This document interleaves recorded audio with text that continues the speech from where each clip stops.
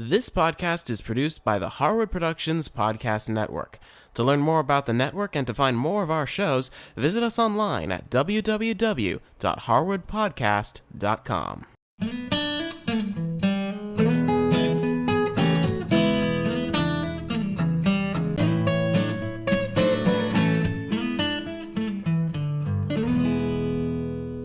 Hi, I'm Cindy Harris. In this episode, I'm going to share with you a country vegetable soup with pesto. This soup is really easy to put together, and you can have it be totally vegetarian if you like.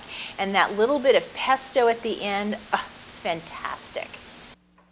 To get started, I'm going to start getting my vegetables and my herbs ready. So I'm going to take one onion and I'm going to cut it into a medium-sized chop. On top of the onions, I'm going to mince 3 cloves of garlic. And for my herbs, I have some fresh oregano in the garden. So I've got, I think probably maybe 1 sprig.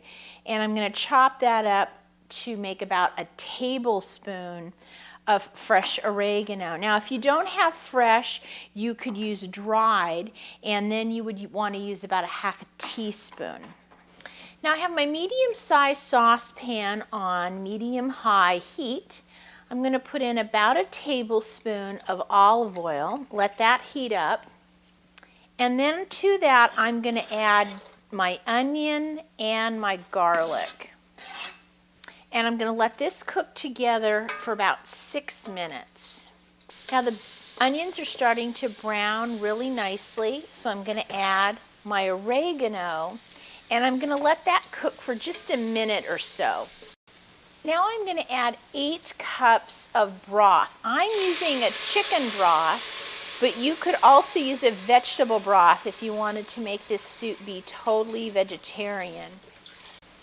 Now once we get that broth in, it's important that we take our spoon and kind of scrape down those little brown bits from the onion, that fond that we recreated in the bottom of the pan, and mix that in with the broth.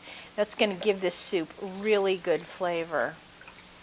At this point, I'm going to turn the heat up to high because I want to get this broth starting to boil. Now, while I'm waiting for the broth to boil, I've taken some spaghetti and I've broken it into quarters. So I take a little bunch of spaghetti and break it into 4 pieces. And I've measured out 1.5 cups of spaghetti pieces. My broth has come to a boil, so I'm going to take my spaghetti, put that in. You want to make sure to give it a stir. And I'm going to let this cook on high for about 8 minutes. Now that the pasta is boiling really vigorously like this, I'm going to turn the heat down to medium, and I'm going to let this continue to cook for the rest of the 8 minutes. Now after the 8 minutes, I'm going to start adding the rest of my vegetables. Now I have 2 cans of cannellini beans. And cannellini beans are an Italian bean. They're a little white kidney bean. And I've drained these so there's no more liquid in them. So I'm going to pop those in the pot. And now we're going to add 4 cups of vegetables. Now when I'm in a pinch, I use a vegetable blend that I get in the freezer part of the grocery store. And this one has carrots and cauliflower and zucchini and beans, but you can use either fresh or frozen, whatever easiest for you that day. And I'm going to put all 4 cups right into the pot and give that a stir. Now I'm going to add in 1/2 cup of pesto.